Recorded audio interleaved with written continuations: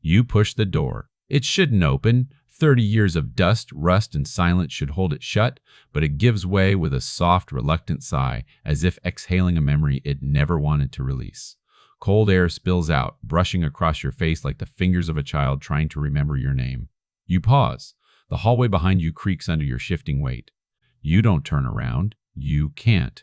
Something in your chest pulls you forward or maybe drags you backward. You can't tell the difference anymore. Your cane taps once against the school's old tile. The sound echoes too loudly, as though the building has been waiting decades just to hear a human voice or anything alive again. You step inside. The classroom looks exactly as it did the day the world forgot it. Desks sit in neat rows, little metal legs still squared, still patient.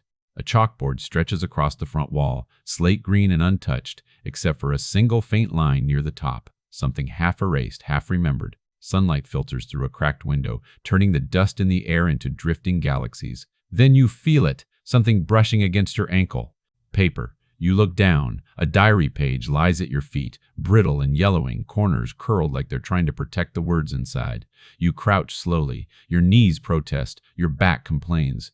But your fingers find the page. There's handwriting on it, and you freeze. Because you know that handwriting. Your breath doesn't catch. No, it stumbles. Trips on itself, struggles to stand. The letters tilt to the right, sharp, eager, like the hand of someone young enough to believe their words matter. A student? No, not a student. You know these loops, these pressures, the slanted confidence. You knew this hand. You knew it well. You just can't remember why. You try to read the words, but they waver. The lines dissolve, reform, shift into something you swear wasn't there a second ago. You blink. The words change. She came late again today. Looked tired. Why won't she tell us what's wrong? The sentence curls inside your mind. It feels familiar, like a song you once hummed but no longer remember the tune of. You swallow. Your throat feels full of old winter. You shuffle forward, cane tapping the floor as your eyes drift over the room. The teacher's desk sits untouched, chair pulled back slightly, as if someone had just stood from it. There's a jacket draped over the backrest. A single mug sits on the desk. A faint ring of dried cocoa circles the bottom. And for a moment, only a moment, you remember the smell of hot chocolate. A child laughing, a name whispered. But it fades. Everything fades. Your fingers tighten around the diary page. You look at the cracked window. Light slips through it in fractured beams, scattering across the floor. When the breeze whistles through the broken frame, the diary pages, dozens of them, maybe more, lift slightly, fluttering like startled birds. You step deeper into the classroom. Another page lies near the chalkboard. You pick it up. Again, the words shift as you read them. She said she'd come back tomorrow. She promised. Your heart knocks once against your ribs, hard, like a warning or a plea. You look up at the chalkboard. You take a step closer. A word is written there, just one, your name. You grip the edge of a desk. The metal is cold, biting into your palm.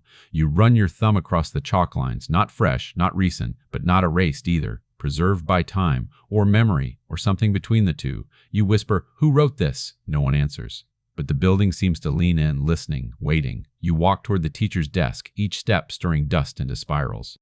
Your shoes leave prints, fresh marks on a floor untouched since 1994. But halfway across the room, your heel taps something. Not paper this time, something harder. You crouch again. It's a film canister, old, metal, the kind used before everything became digital and forgetful. You lift it. Your hand trembles, not from age, but from something heavier.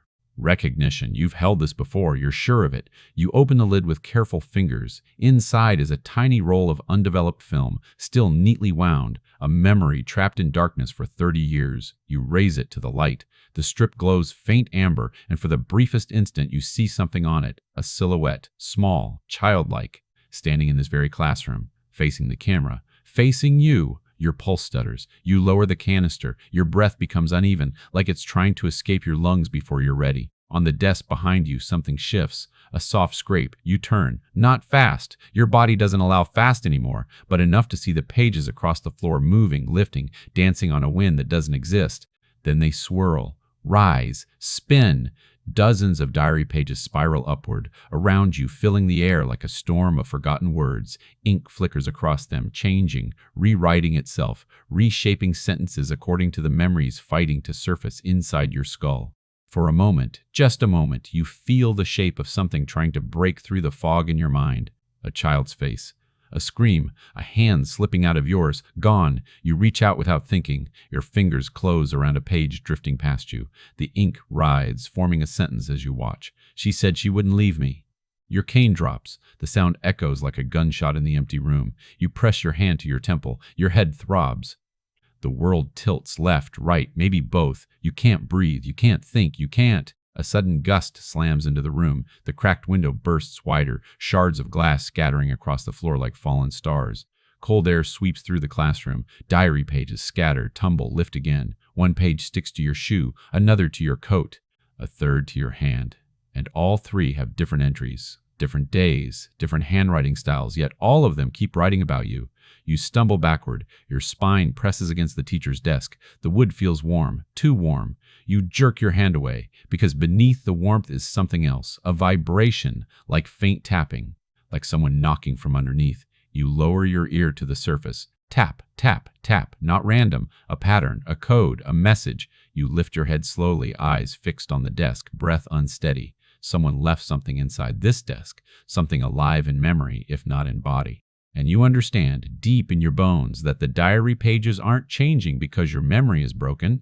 They're changing because your memory is waking up. The classroom wants you to remember, but remembering has a cost. You look at the window. Wind howls through it. A single diary page sticks to the glass. A sentence scrawls itself across it as you watch. Open the drawer. You stare at the desk, at the drawer you haven't touched in 30 years. Your pulse drums in your ears. Your pulse drums in your ears.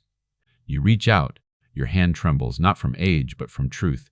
Your fingers curl around the handle, and just as you pull, the entire building groans. Lights flicker. Dust erupts from the ceiling. Something slams loudly in the hallway. You turn toward the door, but before you can move again, the drawer slides open on its own. You stare at the drawer. It hangs open like a mouth caught mid-confession, edges splintered from age, darkness pooling inside. Your breath tightens. Not in the same way as before. This time it feels as though the air thickens in your throat, refusing to decide whether it wants to leave or stay. You lean closer. The room seems to lean with you. Dust spirals inward, as if pulled by whatever waits in the drawer's shadow. You lift your hand. Your fingers hover above the opening. A warmth seeps out. Not heat. Memory. Something warm, the way nostalgia is warm, the way old photographs glow, even when the people inside them don't exist anymore. Your fingertips brush the inside edge. You flinch, not because of fear, because something inside moves, a soft shift, like paper settling, or fabric sighing, or the breath of someone too quiet to hear unless you're listening for them. Your hand slides deeper. Your fingers graze something smooth, cool, rounded along one edge. A box. You clasp it gently, lifting it from the drawer with both hands. It's heavier than you expect, heavy in the way grief is heavy, personal, weighted with intention. Your cane lies on the floor behind you, abandoned. You don't look back for it. Your knees complain as you straighten, but you hold the box tight against your chest, as if it might vanish if you let go. The lid is marked, a single word. Carved, shallow, jagged, uneven. Your name. You trace the letters with your thumb. The grooves feel familiar. Familiar. The way a lullaby you can't quite recall is familiar. Or the smell of a childhood winter. Or the echo of someone small calling you mom. Or was it something else? You can't be sure. You pull the lid open. Inside, nestled among fabric scraps that look like pieces of an old sweater, lies a key. Not a normal key. Long. Brass. Heavy. The teeth aren't shaped like teeth at all. They form a symbol. A circle intersected by a line. You know that symbol. You've drawn it before. Your breath grows uneven again. This time your lungs feel too large, like they don't know how to fill properly. You whisper, "Why would I hide this?" The room doesn't answer. But something shifts behind you, a scrape against tile. You turn sharply, hand gripping the edge of the teacher's desk for balance. A chair has moved. Just a few inches. Just enough to be noticed. Just enough to make your bones remember fear. But nothing else in the room stirs. No footsteps. No breathing, no shadow out of place, only silence. And silence has weight here. You tuck the box under your arm and step away from the desk. Your joints ache in protest. The floor groans under you. You feel as if the whole building is breathing, slowly, deeply, in rhythm with a memory you haven't reached yet. You reach down, pick up your cane, and steady yourself. The next step should be back into the hallway, out, away, anywhere but here. But your feet don't listen. Your gaze drifts to the far corner of the room, a door you didn't notice before, narrow, wooden, with peeling blue paint, a storage closet. You swallow hard. The key in your hand warms suddenly, as if urging you forward. You limp toward the door.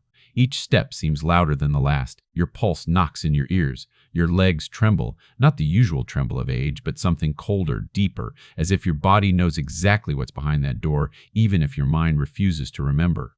You stop in front of it. The doorknob is rusted. The keyhole matches the strange brass key perfectly. Your fingers wrap around the cold metal. You hesitate. A voice flickers through your memory, a child's voice, high and clear. "Don't lock me in there." Your knees buckle. You grab the wall for support. The key nearly slips from your fingers. The voice is gone as fast as it came, but its shape remains. You force a breath into lungs that feel lined with frost. You insert the key. It slides in with a soft metallic sigh, like it remembers the path. You turn it. A click echoes through the classroom. The door opens inward, slow, deliberate. Cold darkness pours out. Not the cold of winter or old buildings, something older. The cold of time, the cold of memories buried too deep and too long. You lift your chin and peer inside. At first you see only shelves, old supplies, textbooks, a stack of paintbrushes, a broken projector, the tombstones of a school frozen mid-breath, but then you see it on the floor, against the back wall, a small wooden chair, child-sized, and beside it, a single red mitten. Your hand tightens on your cane. The rubber handle digs into your palm. Your heart stumbles, tries to run, fails, tries again. Something inside your skull shifts. A memory pushes forward like a wave breaking through a dam. Red mitten. Snowstorm. Small fingers slipping from your grip. A scream swallowed by wind. You shut your eyes, but the darkness only pulls the memory closer. A little voice calling for you, calling your name, calling mom, calling until the sound frays and fades. You open your eyes. The mitten is still there. You take a small step into the closet. Your cane taps the floor. Your breath forms a pale cloud in the air. That shouldn't happen. The room isn't that cold. You crouch, picking up the mitten with shaking hands. The knit fabric is stiff with age, but as you touch it, it warms quickly, too quickly, as if someone had just been wearing it. You hold it against your chest. And then, a whisper, right behind you, so close you feel it tickle the hair along your neck. "Why did you leave me?" Your blood turns to ice. You turn. There's no one there, only the classroom, only the dust, only the shifting diary pages swirling faintly on the floor. But the voice remains, not in the room, not in the air, but inside your memory. You grip the mitten harder. A sound cracks through the silence, the unmistakable thud of footsteps running down the hallway. Not slow, not hesitant, running toward you. You step out of the closet, heart crushing itself against your ribs. The footsteps grow louder, closer, faster. You brace yourself against the desk. The classroom doorway is swallowed in darkness. The running stops. Right outside, you hold your breath. For a moment, nothing moves. Then, something slips under the door. A piece of paper, thin, white, fresh, not old, not yellowed, not from 1994. Fresh! You approach it slowly, each step measured, legs trembling with a fear that feels too familiar. You bend down. You pick up the paper. A message is written on it. The handwriting matches the diary pages, but the ink is wet. You run your thumb along the edge. It smears. You look at the message. Don't remember. Your pulse falters. You read it again. Don't remember. Your throat tightens. Your hands go numb. Your legs threaten to fold beneath you. Someone doesn't want you to remember. Someone has been stopping you from remembering for 30 years. You look back at the mitten, at the door, at the key, at the desk that was knocking from the inside, and you know, as surely as you know the name written on the chalkboard, that leaving this place isn't an option anymore. Not until you know what happened in this classroom. Not until you know who wore the red mitten. Not until you know the truth that has been waiting for you for 3 decades. The building groans again, louder this time. The diary pages lift. The chalkboard cracks down the middle. The lights above you flicker once, twice. Go out! You stand in darkness, holding the mitten, holding the key, holding a truth you've run from half your life. And in that darkness, you hear the child's voice again. This time, clearer. This time, closer. This time, scared. Darkness presses against your eyes like a pair of cold palms. You keep still, not because you want to, your legs feel ready to collapse, but because moving in this silence feels like stepping on the ribs of something dead, something that might wake if disturbed again. Your fingers tighten around the red mitten. The yarn is stiff, but as you clutch it, heat blooms through the fibers. It feels like a small hand warming inside yours. No, not warming, remembering. A breath shakes out of you, thin, unstable, like glass rattling in a storm. You whisper into the dark, "Where are you?" The room does not answer, but your memory does. A flash, snow swallowing your boots, a tiny voice gasping your name, your hand slipping, a fall, a scream swallowed by wind. You grip your cane with your free hand, grounding yourself as the sensation rips through you. It isn't a full memory, just a jagged shard, but it's sharp enough to hurt. The lights flicker back on, dim, weak, failing. The diary pages drift to the floor like defeated birds settling after a storm. You scan the room. Everything is exactly where you left it, except the piece of paper that warned you. It's gone. Your breath stutters. You kneel to check beneath the desks. Nothing. No footprints. No drag marks. Nothing moved, as if the warning had never been there, except you felt the wet ink. You remember the smear, a memory real enough to taste like metal on your tongue. You straighten slowly, joints aching, and step toward the hallway door. The air outside the classroom feels colder, denser, like the temperature drops with each foot beyond the threshold. You move carefully, cane tapping the floor in uneven rhythm. Tap, step, tap, step. In the hallway, the walls rise like dim cliffs. Old lockers run in 2 rows, their metal doors caved inward from rust. Faded stickers peel in curled strips. Smiles, stars, cartoon animals, all ghosts of children who once walked these halls. A faint sound slips through the silence. Footsteps. But not running now, slow, dragging, as though someone too small or too tired is trying to walk. You follow the hallway toward the sound. Your heart tightens, not from fear, but from something deeper, something like anticipation wrapped in dread. As you pass the trophy case, something makes you stop.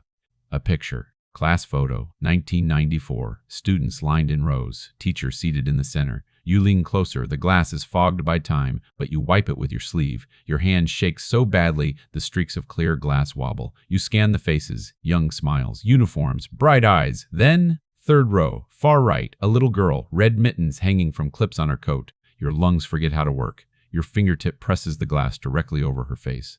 The photo buckles inward slightly, a soft popping sound behind the backing. Your pulse thrums wildly under your skin. You pry open the case door. The hinges whine. You reach in, sliding the picture out from behind a metal lip. On the back, written in that same shifting handwriting you've seen on the diary pages, "She didn't come home." Your heart cracks against your ribs. Under the sentence is a name, a child's name. The same name your mind has been circling like a moth around a flame, Lena. Your throat tightens, not like before, not freezing or closing, but collapsing inward like grief collapsing in on itself. Lena. The name clings to your bones. You whisper it. Lena. It fits inside your mouth like something you've said 1,000 times, like something you used to call out across playgrounds, across living rooms, across snow yards. You stagger backwards. Your cane clatters against the lockers, because suddenly, horribly, a new question rises like a storm breaking through your chest. Was she your student? Or was she something else? A cold wind slithers through the hallway. The lights flicker. The dragging footsteps stop. Silence stretches. Then, a locker door bangs open ahead of you. The sound explodes down the corridor. You choke on your heartbeat and grip your cane so hard your knuckles scream. The locker stands open, its interior black and hollow. Inside, a single thing lies on the metal floor. A diary page. You approach, each step trembling through your worn-out knees. The page lies flat, ink still glistening. As you bend to pick it up, the words rearrange themselves. You watch them shift, twist, rewrite, until the sentence settles into something that makes your stomach drop. "She cried for you. You didn't come." Your knees buckle. You steady yourself against the wall. The tile is cold, rough, grounding. You whisper, "No, no, I wouldn't." But your voice breaks, fragments scattering on the floor. Because you aren't sure. Your memory is a maze with missing walls, and every corner hides a ghost. A sudden slam behind you. You jolt, twisting around. The classroom door you left open is now shut, hard. The sound still quivers in the air. You raise your cane as if it could shield you from the weight of whatever memory is trying to claw its way back into the world. Another sound. Not footsteps this time. A whimper, small, raw, terrified, coming from further down the hall. You follow it. You don't decide to follow it. Your feet move before your mind gives permission, driven by something deeper than thought, something older than fear. The hallway bends left. The sound grows louder. You stop in front of a door. The nurse's office. The sign hangs crooked, dust feathering its edges. Your hand trembles as you turn the knob. Inside, moonlight spills through broken blinds, cutting the room into strips of pale silver and black. Cabinets line the walls. An overturned gurney lies on its side.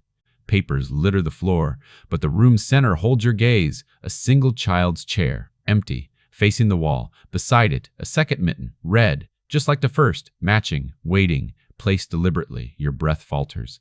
The mitten glows weakly in the moonlight, as if absorbing what little warmth the room offers. When you bend to pick it up, the air near the floor chills your skin. The cold crawls up your arm like frost threading through veins. You hold both mittens now, and as they come together, memory slams through you like a wave breaking bones. Snowstorm, a rope tied between trees, a child's mitten slipping from your numb fingers, a cry lost in the wind, a promise, I'll hold on. Your hand failing to keep it. The room spins. You drop to one knee, clutching the mittens to your chest like they could anchor you to the present. You whisper brokenly, Lena, Lena. I tried. Your voice dissolves. A soft sob echoes from the corner. You lift your head. A shadow stands behind the overturned gurney. Small, still, watching you. Your breath stops mid-inhale, held rigid behind your ribs. You whisper, Lena. The shadow doesn't move, doesn't speak, doesn't breathe. But something in the stillness feels horribly alive. The lights above you flicker. The shadow twitches and suddenly darts out of sight, slipping behind the cabinet with unnatural speed. You gasp and scramble to your feet, canes scraping the floor. Wait! But she's gone, or hiding, or remembering. Your pulse rattles through your chest. Your whole body shakes, not with age this time, but with the unbearable ache of almost recognition. You stagger back into the hall. The lights dim. The temperature drops. Your breath forms pale clouds. A new diary page drifts down from nowhere, spinning in the air like a feather. It lands gently on your shoulder. You lift it with trembling fingers. The ink forms slowly, painfully, as if the words themselves are reluctant. Find where I fell. The hallway groans. The building shifts. And somewhere deep inside the school, something, a wall, a door, a memory, slides open with a grinding, ancient moan. The grinding sound doesn't stop. It rolls through the school like a buried creature twisting beneath the floors, pushing against the bones of the building. Metal shrieks softly. Wood groans. Dust trembles loose from the ceiling in pale, drifting clouds. You stand frozen in the nurse's office doorway, clutching both red mittens against your chest. Your pulse hammers so hard it feels like someone is knocking from inside your ribs. Something opened. Something that has been closed for 30 years. A draft rises from deeper in the hallway, cold, deliberate, pulling at the hem of your coat like a hand urging you forward. You whisper, Lena, is that you? The hallway answers with silence thick enough to choke on. But the air carries something else. A faint smell, snow. Fresh snow. Sharp, metallic, impossibly clean. The smell rushes through you like a memory ripping its way out of hiding. You step into the hall. Your cane taps in uneven rhythm. Tap, step, tap, step. The sound echoes unnaturally far, as if the hallway has stretched, grown longer, wider, deeper, reshaping itself to give your memory space. You move slowly, each breath tight. The mittens hang from your grip like small hearts waiting to beat again. As you turn the corner, you see it. A door you never noticed before. Not because it's new, but because your mind never let you see it. A utility door, green paint peeling, padlock rusted, a sign above it, barely readable under grime. You wipe it with your sleeve. The letters emerge in ghostly white. Lower. Access. Gym. Storage. Old wing. Old wing. Your stomach lurches. You whisper, no, that wing was condemned. They closed it after?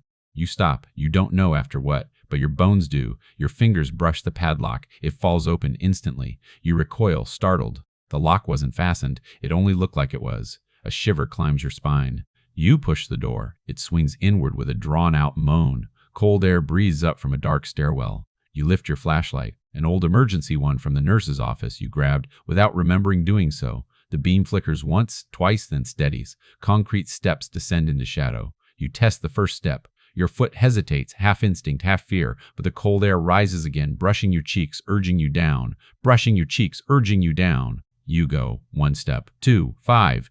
The stairwell swallows the sound of your cane like it's listening. Halfway down, you freeze. A noise. A soft rhythmic tapping. Not random, not mechanical. Familiar. A child knocking. Knock, knock, knock. A pattern you once taught a scared little girl during storms. 3 knocks means you're safe. 3 knocks means I'm here. Your heart twists painfully. Lena? Your voice cracks. The knocking stops. Your pulse drops into your stomach. You descend the final steps. The old wing hallway stretches ahead, long, narrow, lined with blown-out ceiling panels. The air here is colder, heavy with the scent of mildew and forgotten time. Your flashlight beam skims across lockers dented inward, doors dangling open like broken jaws. A tattered banner hangs crooked. Winter Festival.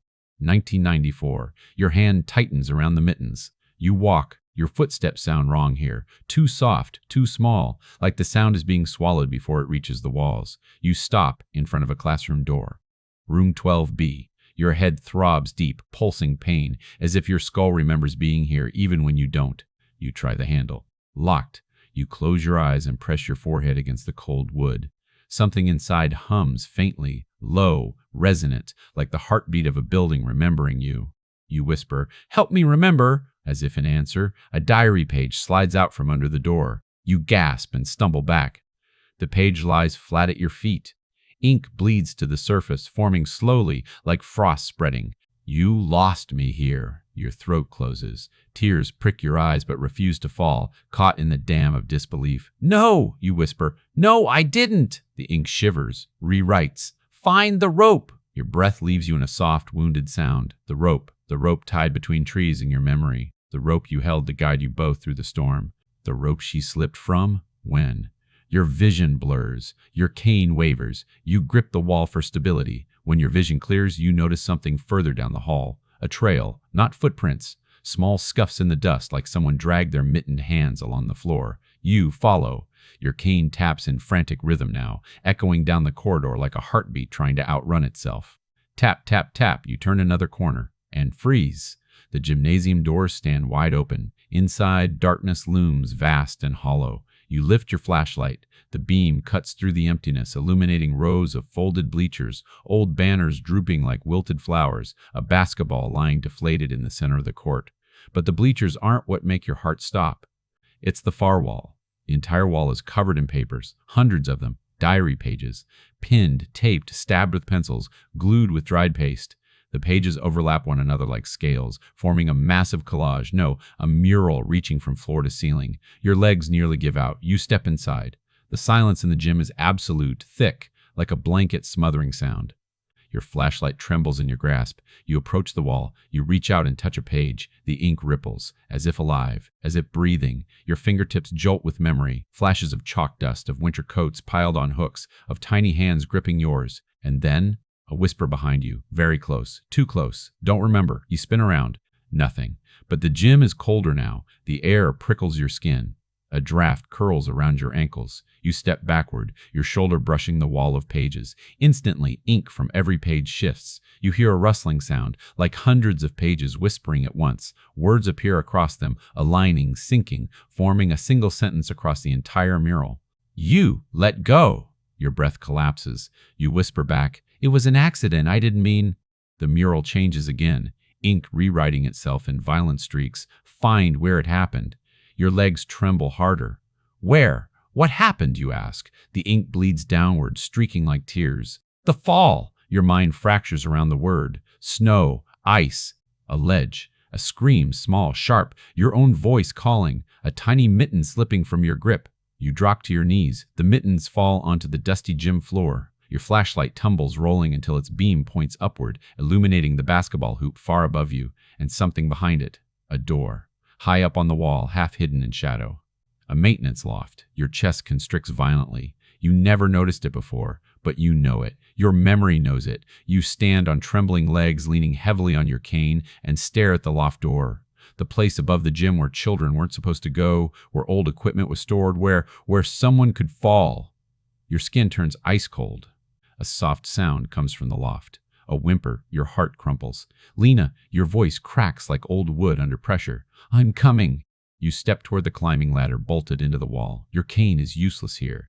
You grip the first rung. Your hands shake violently, your arms weaker than they've ever felt, but you climb anyway. One rung, then another, then another. Halfway up, something shifts in the loft above. A small shadow moves. You freeze, not out of fear, out of hope so sharp it hurts. You whisper, breathless, "Please, please still be here."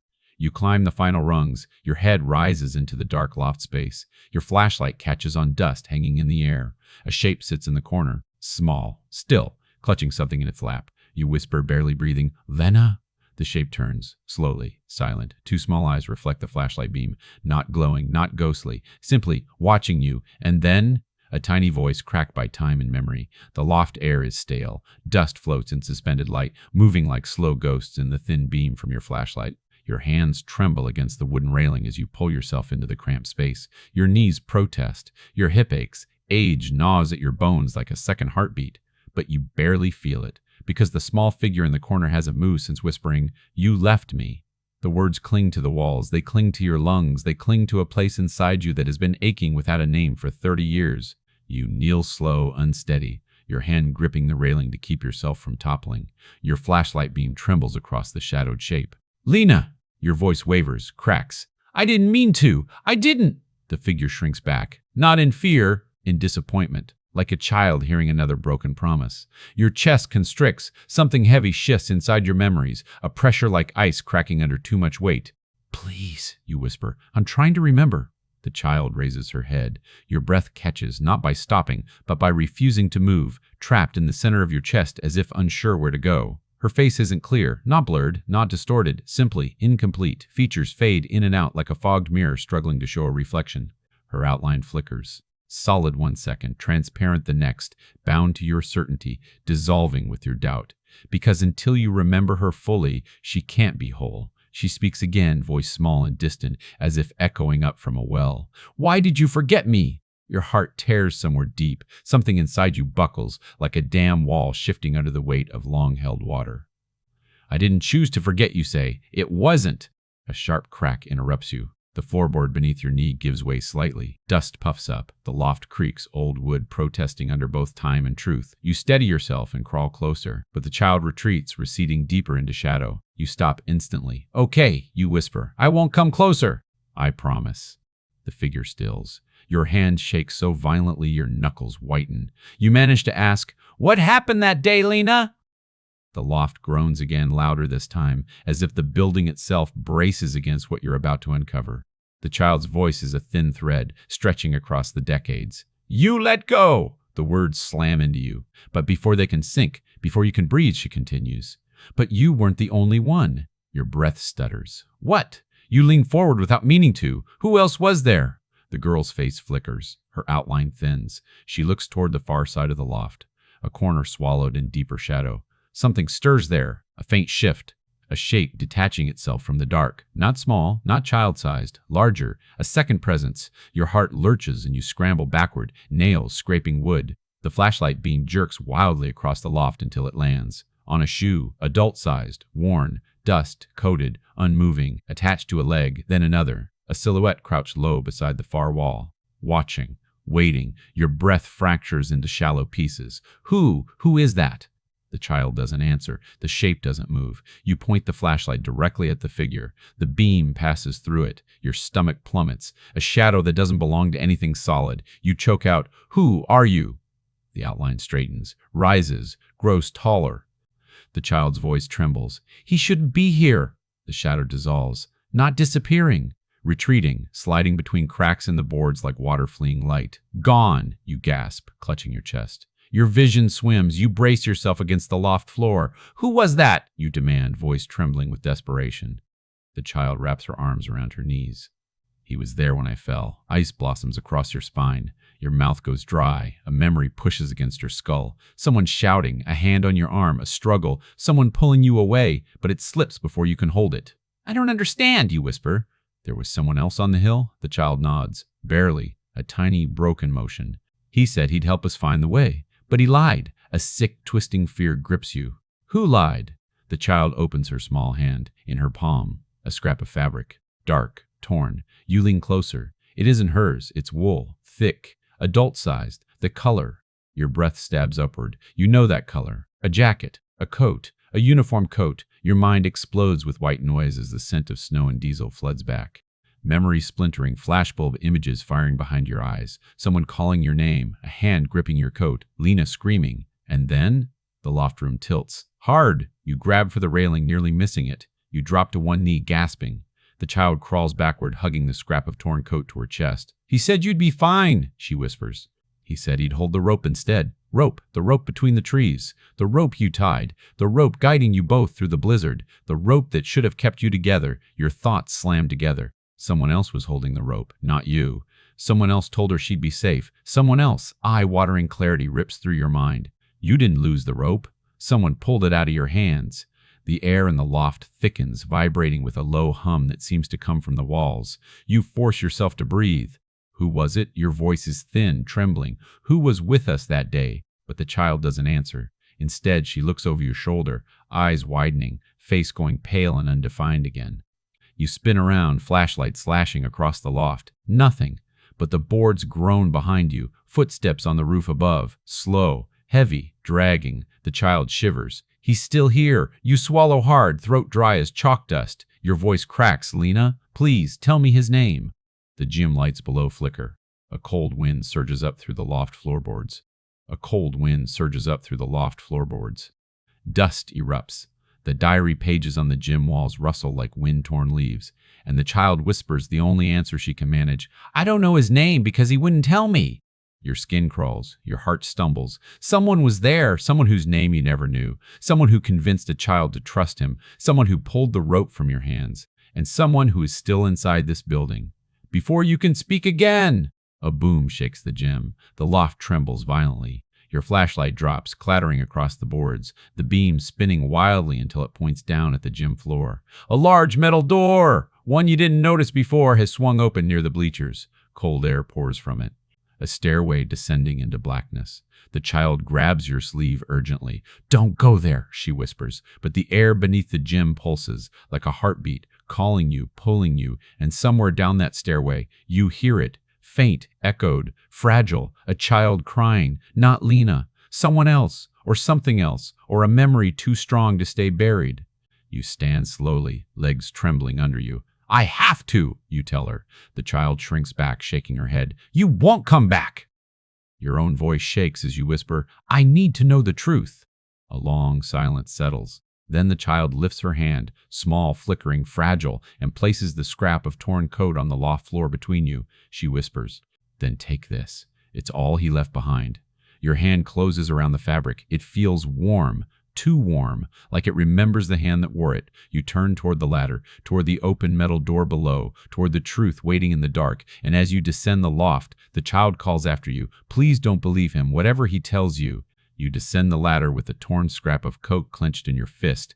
The metal rungs vibrate under your weight, humming faintly, as if echoing a pulse that isn't yours. The gym floor feels wrong when your feet touch it again, as though the room has been emptied of air and filled with something else, something dense, something waiting. You limp toward the metal door beneath the bleachers.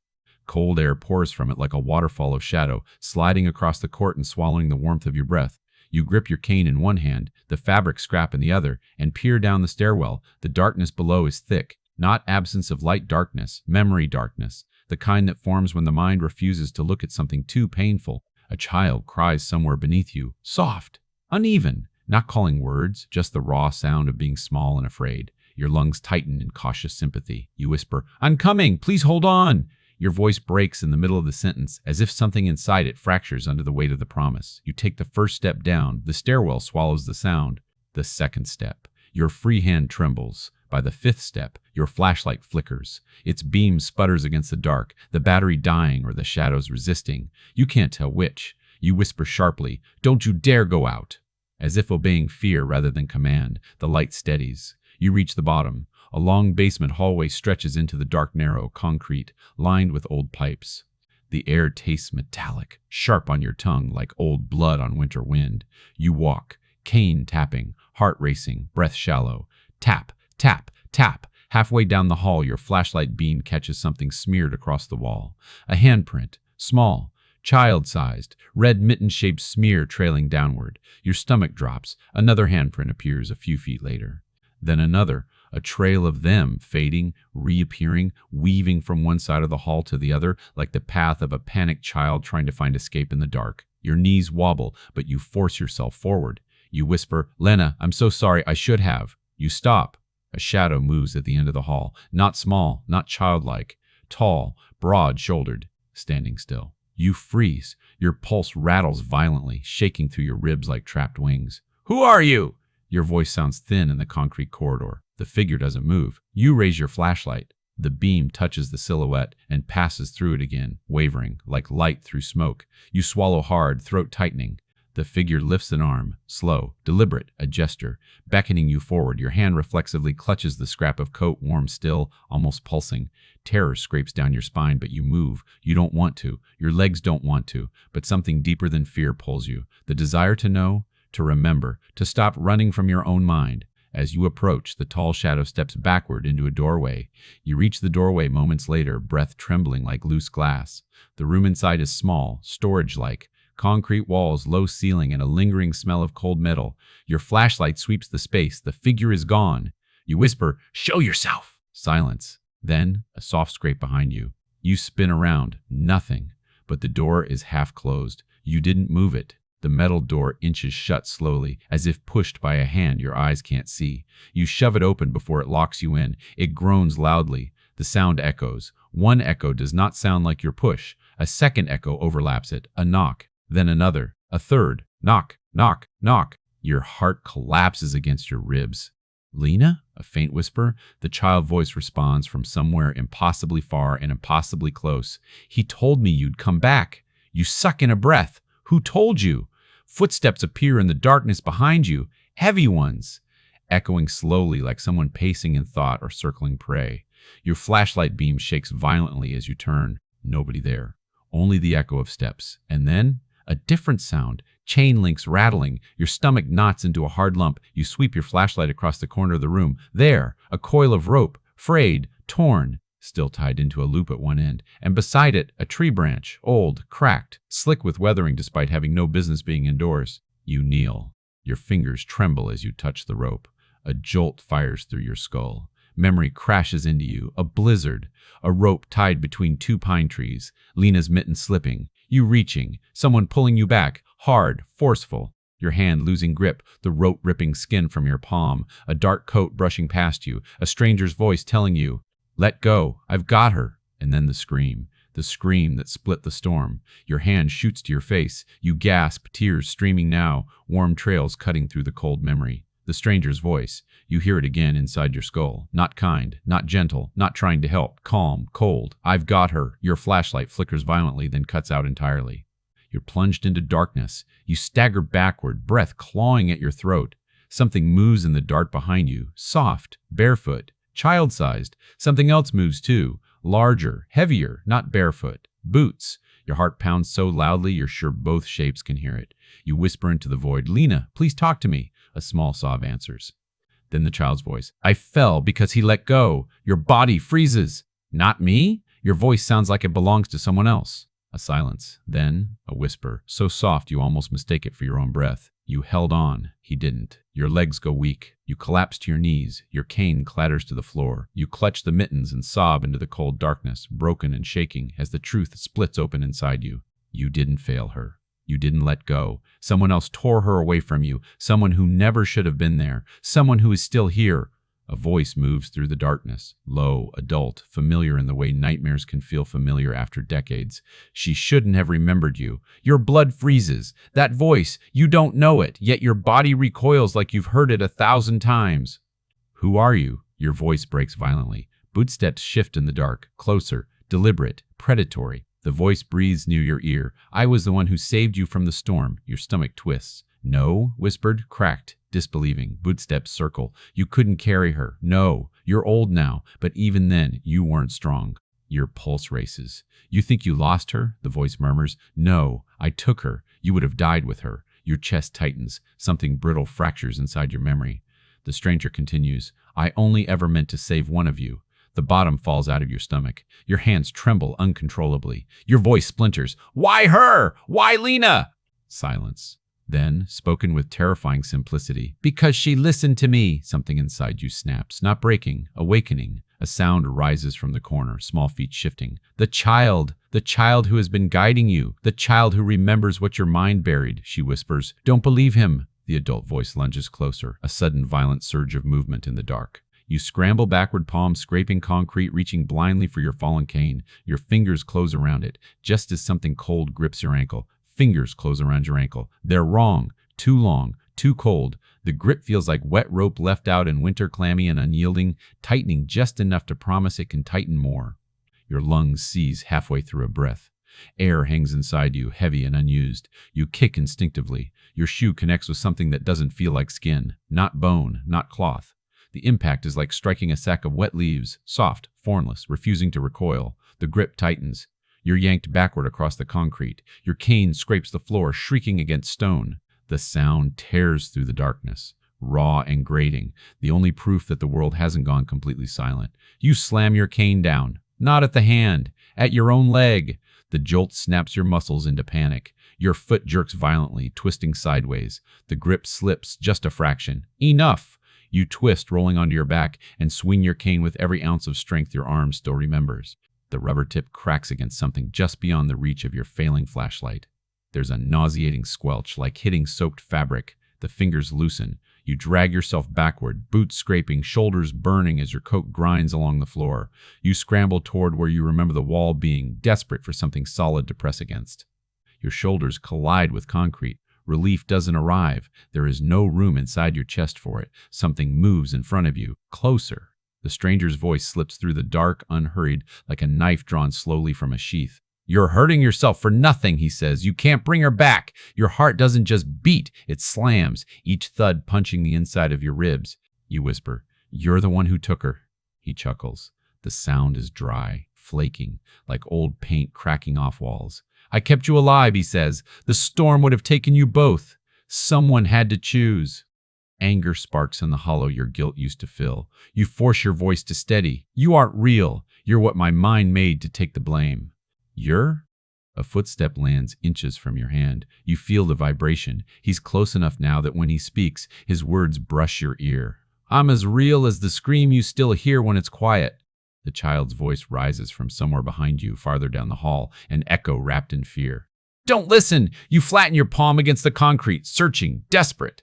Your fingers collide with something small and familiar. The rope, the section you touched earlier. You drag it closer, rough fibers biting your skin. Your hands remember it. The burn, the weight, the resistance when you tried to pull Lena back. The rope doesn't feel like an object anymore. It feels like a verdict. You squeeze your eyes shut, forcing yourself back there, back into the storm that snapped your life in half. Snow rages, wind claws. Your body remembers exactly how small her hand felt in yours. And then a second hand on the rope, yanking, not pulling with you, pulling against you. Your eyes fly open. Your voice comes out hoarse but clear. "You didn't try to save her." Silence thickens. "You wanted me to lose her," you say, the realization dragging itself out of your chest like barbed wire. "You told me to let go."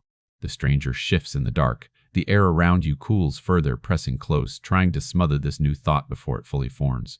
You push the words out anyway. "You're not my rescuer," you say. "You're what she was afraid of." The nearby darkness shivers. The grip around your ankle returns, harder now, angry. You ignore the pain tearing at your leg. "The only reason you still exist," you whisper, "is because I refuse to remember you." The fingers tighten so fiercely, spots of bright white pain burst across your vision. You slam the cane down again, not at the grip this time, but at your own fear. You hook the cane under the rope and flip it upward. The coil lands across your lap. You clutch it in both hands like a lifeline. The child's voice threads through the dark, stronger now, closer than before. "You didn't let go," she says. "You held on. He tore us apart." Your chest cracks open. Emotion surges through, wild and jagged. You shove the rope forward blindly, pushing it toward where you feel the presence crouched. The rope hits something unseen. The stranger roars. Not out loud, not with sound your ears can catch, but inside your skull.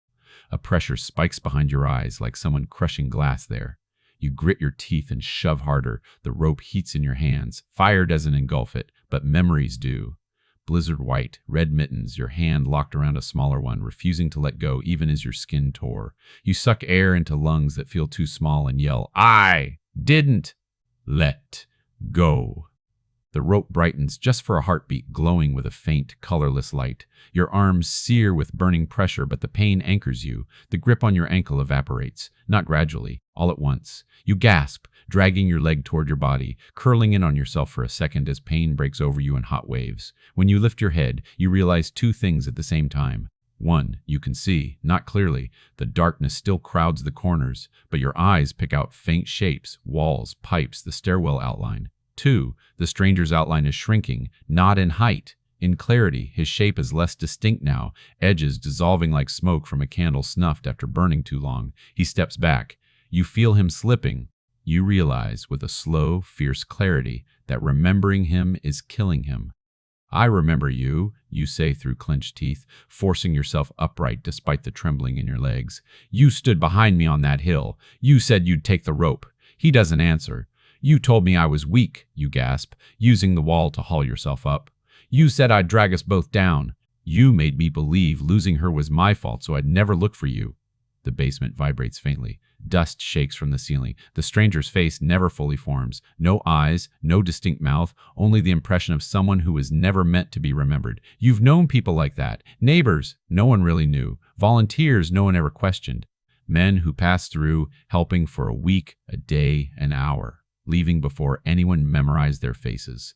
Your hands shake, but your voice sharpens. "You don't get to exist in the dark anymore," you say. You turn toward the stairs. The crying has stopped, not because the child is gone, because she no longer needs to call you from this place. You limp upward, pulling yourself along the rail, each step a war between your failing joints and your new, bitter certainty. Behind you, the stranger calls out, voice softer now, thinner, losing its anchor. "You can't change what happened." You pause on the stairs. "You don't turn around." "I know," you say, "but I can decide what it means." You climb. With each step, your memory sharpens, clearing like fog burning off under cold morning sun. Snow, rope, a man stepping in between you and Lena, his gloved hand ripping the rope from yours, his voice telling you were in the way, his silhouette disappearing into white, leaving you alone with the silence that followed her scream. You reach the top of the stairs and stumble back into the gym. The air here feels less frozen now, as if remembering has thawed something. The wall of diary pages still looms, but the words are shifting rapidly, ink racing across the paper like frantic ants. You watch as dozens of lines rearrange simultaneously. Sentences that once blamed you now split open into longer truths. She trusted him. He told her you'd follow. He said he knew a shortcut. You were on the ground when the rope was taken. Your chest aches. Relief doesn't come. Not yet. Only a deeper kind of pain, one rooted in what was actually done instead of the lie you've carried. The torn scrap of coat burns in your palm. You open your fingers. The fabric looks darker now, wetter. You realize your hand has clenched so hard that the edges have cut into your skin. A drop of your blood stains it. You tuck the scrap carefully into your pocket. Proof you can't fully explain, but proof. A soft rustle draws your gaze to the loft. Up there, in the shadows, you see her.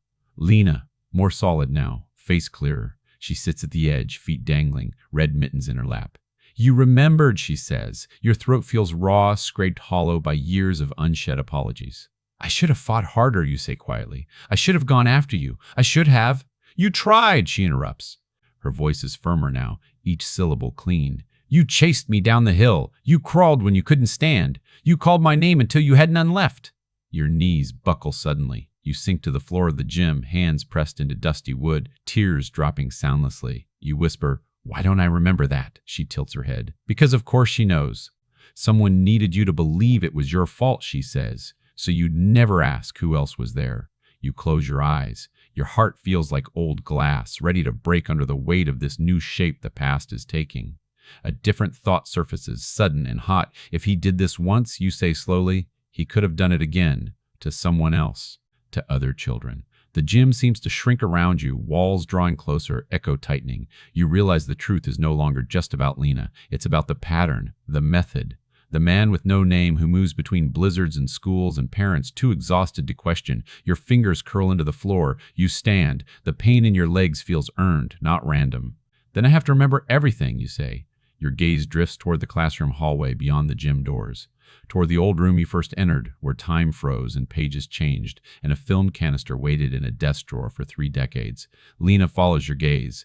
"That's where you'll see it," she says quietly. "The truth," she nods. "The day before the storm," she says, when he came into the classroom. A tremor runs through you. You'd forgotten there was a before. Snowstorm, loss, blame. You erase the days leading into it. But evidence doesn't always stay buried. Sometimes it waits, printed in silver, locked in the dark, inside undeveloped film. Your heart steadies, not because you're calm, but because direction has replaced drift. You turn away from the gym and limp toward the classroom wing. Your cane taps a new rhythm on the floor, not frantic, not lost, purposeful. Behind you, the diary mural wrestles gently. Pages peel themselves from the wall, drifting down like tired birds. Some of them float after you, following, carrying rewritten fragments. In the doorway, you stop and look back at Lena.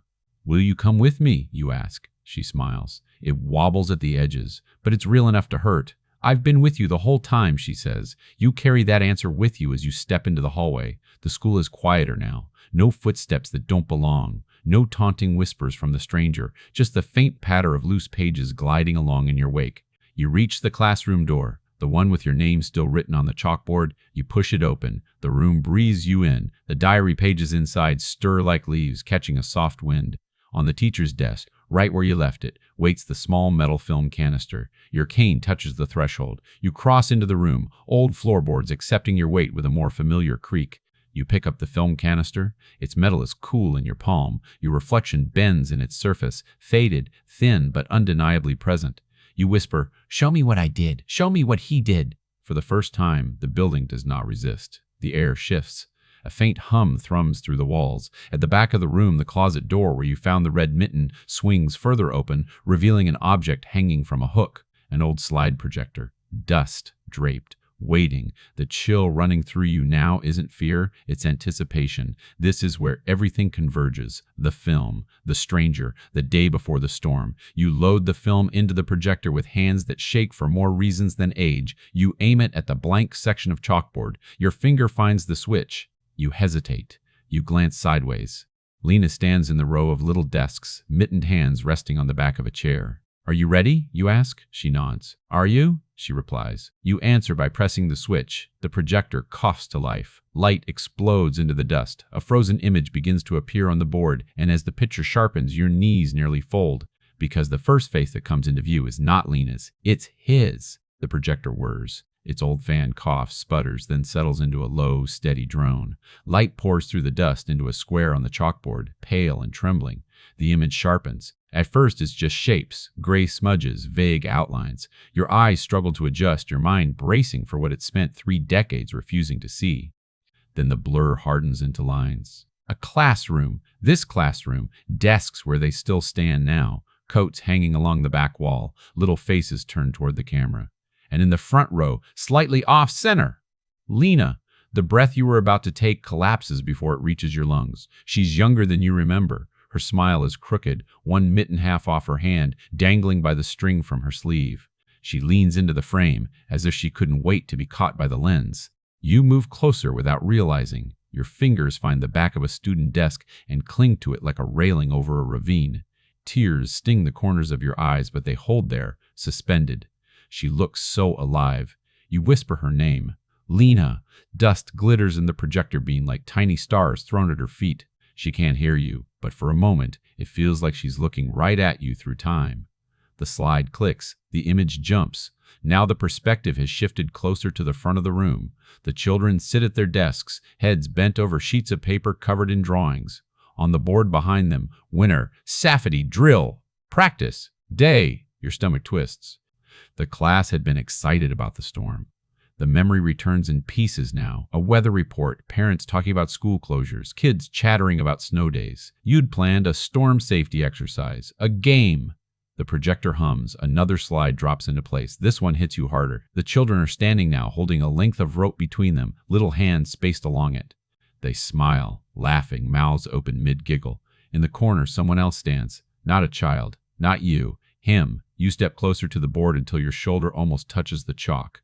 The stranger's face is there now, finally pinned to something more permanent than a whisper. He wears a dark coat, no school logo, no staff badge, just a plain heavy jacket and a hat tugged low. His expression is neutral, not cruel, not kind, just watching. You dig through your mind for his name. Nothing. You know you spoke to him. You must have. No adult enters a classroom without a reason, but your memory slides over his features like oil on glass. Lena stands nearest to him. She's holding the rope with both mittened hands, looking up at him like children do when an adult is giving instructions. The rope, the same loop you found downstairs, the same knot, another click, different angle. The stranger demonstrates something, one hand on the rope, the other lifted, gesturing. The children copy him, practicing letting go on command, then grabbing again. You remember this. If you slip, don't panic, you told them. Feel for the rope, follow it back. You thought you were teaching safety. Someone else was learning something different. In the photo, your own younger self stands to the side. You wear a sweater, you vaguely recall, hair darker, shoulders straighter. You're smiling. No, not just smiling. You're beaming, proud of the idea, proud of making the lesson fun. You flinch. You don't recognize that woman. Another click. The slide changes. The children are lined against the back wall now. The stranger crouches beside Lena, tying something around her wrist, a loop of rope, smaller, snug. She grins at him, trusting. Your stomach turns. Your fingers tighten on the desk until your nails bite into your palm. A cold realization crawls into your mind. He didn't just appear in the storm by chance. He planned this. He came into your classroom under the shape of help. The slide changes again. Now the children are watching as he mimes walking in deep snow, one hand on the imaginary rope, the other extended behind him. In the blurred edge of the frame, you see yourself laughing at something he said. Your heart sinks. You gave him your authority, your trust, your children's attention. Another click. This time the image is slightly crooked, like the camera was set down and accidentally triggered. It shows him looking directly into the lens, into you. The chill that runs through you now has nothing to do with ghosts. His eyes are calm, measured, unbothered. The kind of eyes that forget faces because they never bothered to learn them. You whisper, "Who were you?" Your voice scrapes against the hum of the projector. The chalkboard vibrates faintly. Something flickers in the corner of the room. You glance sideways. Lena stands near your old desk, watching the images. The more you remember, the clearer she becomes. Hair forming strands instead of a blur, the curve of her cheek sharpening. Her gaze never leaves the board. "Do you remember him now?" she asks softly. You swallow. Not his name, you admit, just the way he stood between us. Her small face tightens, not in anger, but in a kind of sad understanding, far too old for a child. The slide changes. The weather outside the classroom windows is darker in this one, clouds thickening. The children are putting on coats, hats, scarves. Your younger self stands near the door, checking names off a list. The stranger is by the back window looking out. His face is turned away from the kids, toward the hill beyond the playground, toward the line of trees where you tied the rope. Your chest tightens. You remember now. He told you about the path. "It's safer between the trees," he'd said. "Less wind. I grew up with storms like this. You've been grateful. You've been tired. You trusted him." The next slide hits like a fist. It's the hill. The snow hasn't started yet, just flurries. The children trudge up the slope, little boots stamping. The rope stretches between two trees at the top, ends wrapped around trunks. The photo is taken from behind, as if someone trailing the group snapped it quickly. You see yourself near the middle of the line, hand on the rope, head turned back, probably calling to stragglers. At the very front of the rope, "Lena!" Her red mittens bright against the pale bark. Ahead of her, the stranger. He's at the lead, hand gripping the rope just beyond her reach. Your heart squeezes so hard you nearly double over. You thought you were in front. You weren't. You thought you were guiding them. You weren't. You were in the middle of the line. And he took the front, and he decided the path, and he chose where the rope went. Another slide. The wind is stronger now. Flakes blur the edges. Children squint against the cold. You see your younger self again, looking small between them all. You're reaching out a hand toward Lena. The stranger is between you. Your fingers hover just behind his shoulder. He hasn't turned back. He hasn't slowed. The next slide cuts deeper than any. The camera angle has changed. It's lower, like someone dropped it or held it at their chest. The image is skewed, tilted. The rope sags. Children cling to it, some kneeling in the snow. Your younger self is on your knees, one hand pressed to the ground, the other reaching forward. Lena is half out of frame, only the edge of her coat and one mitten visible. The stranger is there. His arm extends toward her, but his hand isn't open. It's closed around the rope, pulling. The angle of his wrist is wrong. Not bracing, not anchoring, but wrenching. Away from you, away from safety. Your breath leaves you in a ragged sound somewhere between a sob and a broken laugh. "I didn't let go," you whisper, voice shaking. He pulled her away from me. The projector hums louder, as if pushing through resistance. The final slide clicks into place. For a heartbeat, the image is too overexposed to see. Then details emerge, a swirl of white. Snow mid-fall, the rope snapped or cut hanging loose from a tree. Your younger self lies in the foreground, face pressed into the snow, hair blown wild. Your hand is outstretched, fingers clawing at frozen ground. A smear of red where the mitten fell. At the far edge of the frame, almost vanished into the whiteout. A figure walks away. Not running, just walking. Dark coat, hat low, back turned, carrying something small in his arms. Or dragging. You can't tell. There's no clarity. Only the direction. Away from you, away from the line, away from the rope. You stagger backward until your spine hits the opposite wall. The impact rattles your bones, but the pain barely registers over the roar in your ears. You remember. Not just pieces, not just feelings. The truth. You didn't lose her. She was taken. You slide down the wall, knees folding, old joints crackling. You press your palms over your face, but the images burn behind your eyelids. For the first time in 30 years, you see yourself in that memory not as a failure crawling in the snow, but as a woman who was shoved down, who fought to get up, who screamed until her throat tore. "I tried," you whisper, voice muffled behind your hands. "Oh God, I tried." Something touches your wrist, small, warm. You jerk your hands away. Lena stands in front of you. Clear now, her face is unmistakably hers, round cheeks, a faint scattering of freckles, eyes too big for her small frame. Her red mittens are brighter than anything else in the room. She looks up at you with no blame, only a sadness that knows more than any child should. You did, she says. The words land soft and heavy. You tried! Your vision blurs. I didn't come back. You choke. I didn't find you. He took me somewhere you couldn't see, she says simply, somewhere no one looked. Your heart clenches with a new horror. How many years after that storm did she live? Where was she? Who else saw that dark coat and never asked questions? You shake your head as if you can dislodge the images. I should have told someone what I remembered, you say. The police, the school, your mother. I should have forced myself to see his face sooner, should have.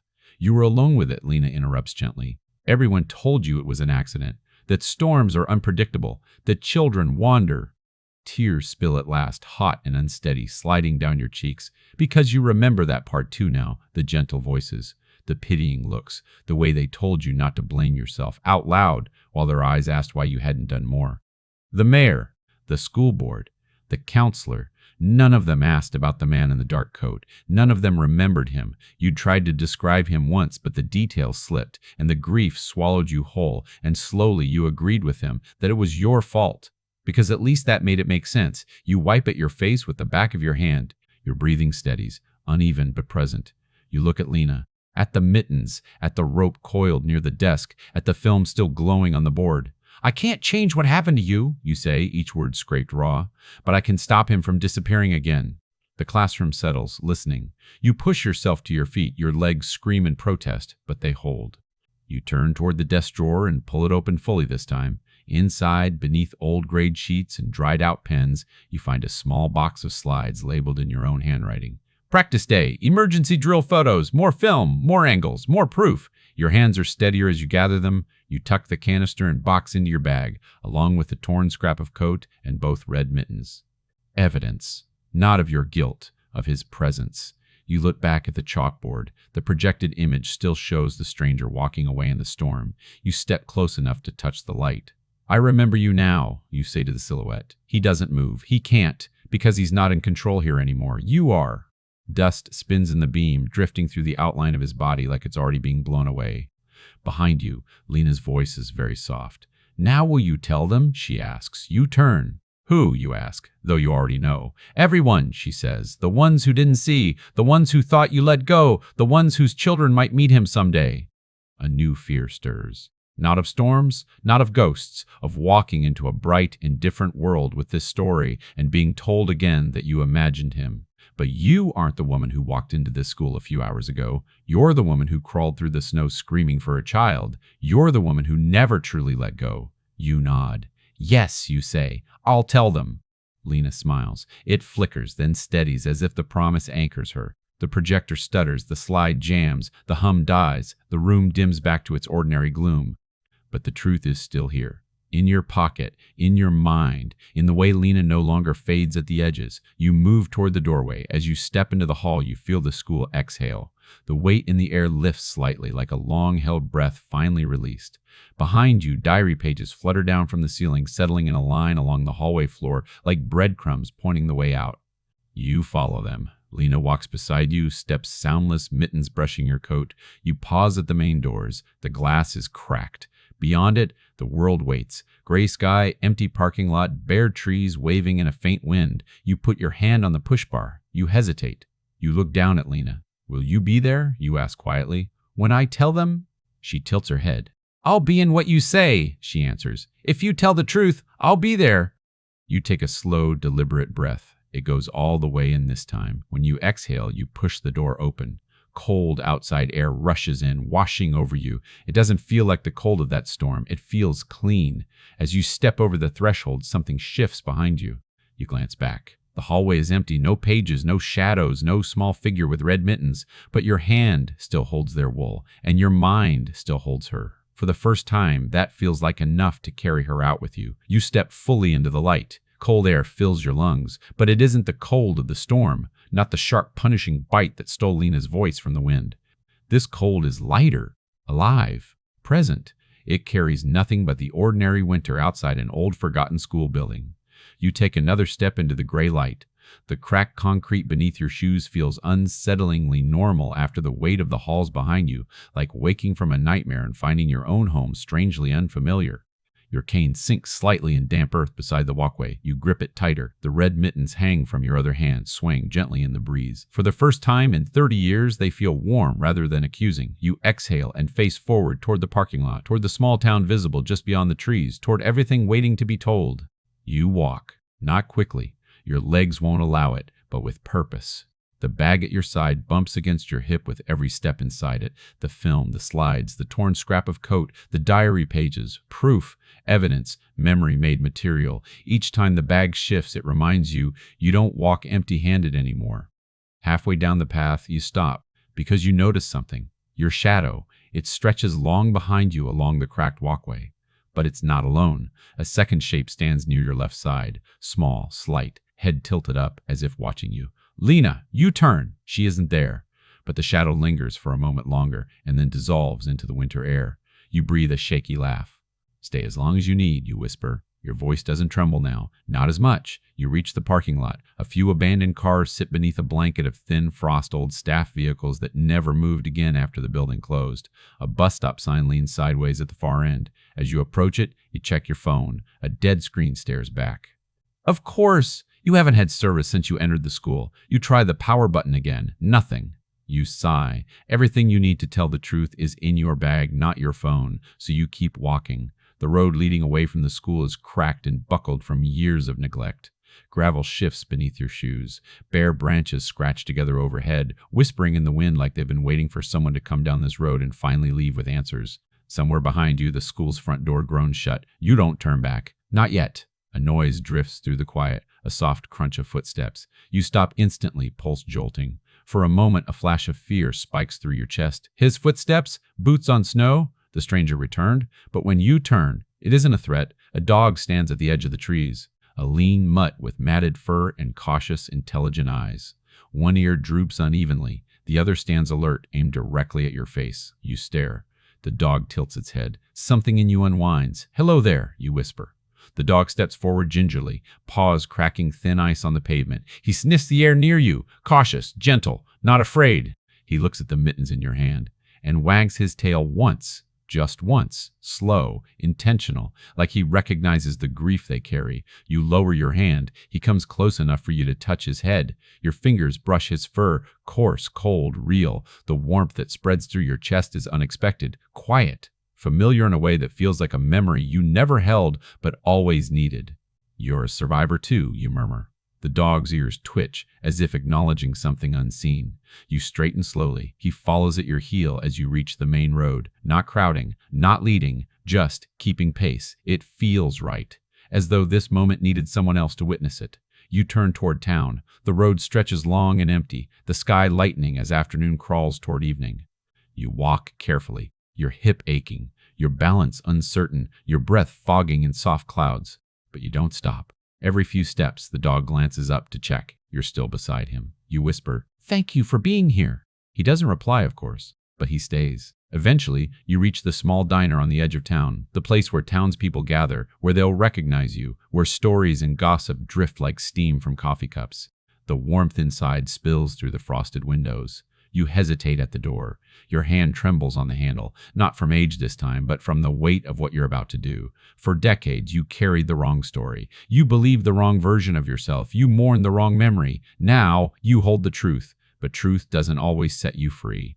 Sometimes it chains you to responsibility. You inhale deeply. The dog nudges your knee with his nose, a steadying push. You nod. "Okay," you whisper. "Okay, let's do this." You pull the door open. Warmth washes over you instantly. Heat. The smell of frying oil, the low hum of chatter. Heads turn, conversations halt. People recognize you. Most haven't seen you in years. You're the woman from the storm, the teacher who lost a child. Their eyes widen with something you cannot name. Pity? Curiosity? Compassion? Guilt for what they failed to ask? You move toward an empty booth. The dog curls at your feet, head resting on your shoe. A waitress approaches cautiously. Her face is older now, lined with years you missed. Ma'am, she says gently, are you all right? You've been asked that question for decades. Now, finally, you know how to answer. No, you say. Your voice is tired, strong, unflinching. I'm not, but I will be once I tell you what really happened. Silence ripples through the diner. Someone at the counter shifts uncomfortably. Someone else glances toward the door as if unsure they want to hear the rest. You reach into your bag. Your fingers close on the film, the slides, the torn coat scrap, the mittens. You place the mittens on the table first. Soft, red, silent. A few people gasp quietly. One whispers, those are hers. You nod. Yes, you say softly. These were Lena's. Your voice trembles but holds. And I finally remembered what happened to her. You pull out the film and slides, placing them beside the mittens. The small metal box glints in the warm diner light. A quiet, undeniable truth. People lean forward without realizing. Someone asks, barely audible, What? What do you mean? You lift your chin. He was there, you say. A man in a dark coat. He was in my classroom the day before the storm. He led the safety drill. He took the rope. He told her to follow him. Unease twists across the faces around you. I didn't let go, you say quietly. He pulled her away from me. A woman near the counter covers her mouth. Another shakes her head in disbelief. You don't blame them. You barely believe it yourself, except you lived it, except you have proof. Except Lena showed you. The waitress pulls out the seat across from you and sits carefully. Tell me everything, she whispers. You feel a shift, a tide turning, a door opening. For the first time, people are asking the right question. You speak, slowly, clearly, letting the story pour out like water cracking through ice. The blizzard, the rope, the stranger, the fall. Your fight to hold on, your forced forgetting, your return to the school today. Some parts make your voice break. Some make the listeners gasp. Some make their eyes burn with tears. When you finish, the diner is silent. The waitress wipes at her eyes with the back of her sleeve. Someone whispers, We should have looked closer back then. Someone else mutters, Who was that man? A question hangs in the warm air. What do we do now? You glance down. The dog looks up at you, eyes steady. You lift the torn scrap of coat from your bag. Now, you say, we find out who he was. You hold up the evidence, every trembling piece of it, and we make sure he never hurts another child again. The weight of the moment settles into your spine. It feels awful. It feels freeing. It feels like truth. You lean back against the booth, exhaling slowly, and then something shifts at the edge of your vision. You turn, near the diner door, reflected in the frosted glass. A girl, red mittens, small smile, eyes full of quiet relief. Lena! She lifts a hand, not waving goodbye, just acknowledging. You blink, she's gone, but something lingers where she stood. A warmth in your chest, a steadiness in your breath, a truth no longer trapped in the walls of an abandoned school. You whisper, thank you, and for the first time, the words don't hurt. The diner hums softly around you after your story settles. Quiet murmurs, clinking silverware, the low buzz of disbelief shifting into something steadier. Resolve. People don't look at you with pity now. They look at you like someone who has survived something they never understood. You sit back, one hand resting on the red mittens, the other curled protectively around the bag at your side. The dog lies beneath the booth, chin resting on your shoe. Every time your leg trembles, he nudges gently, grounding you to this moment. You let out a slow breath, a breath that goes all the way in, all the way out, without catching on the broken edges inside you. For the first time in 30 years, breathing feels like something you're allowed to do. The waitress clears her throat. We'll help you, she says softly. Whatever you need. A murmur of agreement ripples through the diner. The mayor's cousin, the former sheriff's daughter, a man who once taught shop class in the very school you came from. People who knew that storm. People who knew your name in whispers and worried glances. All of them listening, all of them willing. You wipe your eyes with a trembling hand. Thank you, you say, voice barely above a whisper. But the gratitude carries weight. You open the film box again. The metal shines under the diner lights, scratched and cold but solid, real in a world where your own memories once betrayed you. We need to develop this, you say, and the slides, and someone needs to look at that scrap of coat. The weave is unusual. It might match something. A man from the counter stands. You remember him now? He used to run the print shop that developed school photos back in the 90s. I can do the film, he says, voice firm. Tonight, your heart lifts in your chest, warm and aching. He hesitates a moment, then adds quietly, I remember you brought me those emergency drill photos. I didn't notice the man in the background. I'm sorry. You meet his eyes. It wasn't your fault, you say softly. You saw what I saw, and I didn't know how to look. He nods, throat tight. People gather your things. Someone brings warm tea. Someone else turns on the heater near your booth. The dog nudges your hand again. You stroke his fur. Good boy, you whisper. His tail thumps once beneath the table. As the group begins planning, where to take the evidence, who to involve, you drift into a quiet focus. The talking fades to a low hum. Your eyes fall to the mittens in your lap, bright against the worn wood. Someone sits beside you. You don't hear them approach, but you feel the shift in the air, the warmth, the familiarity, the soft pressure of meaning settling into place. You turn your head. Lena sits there, not ghostly, not fading, fully formed, hair falling over her shoulders. Eyes bright but tired in a way memory can't fully hold.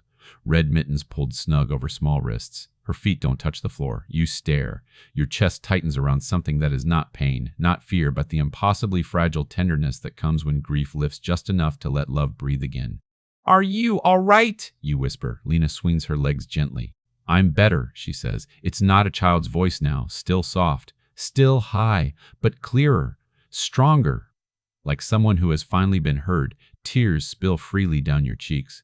I'm so sorry, you choke. I should have remembered you sooner. I should have. She shakes her head. No, the word is small but firm. You never stopped looking, even when you forgot why. Your breath falters. She reaches out and takes your hand.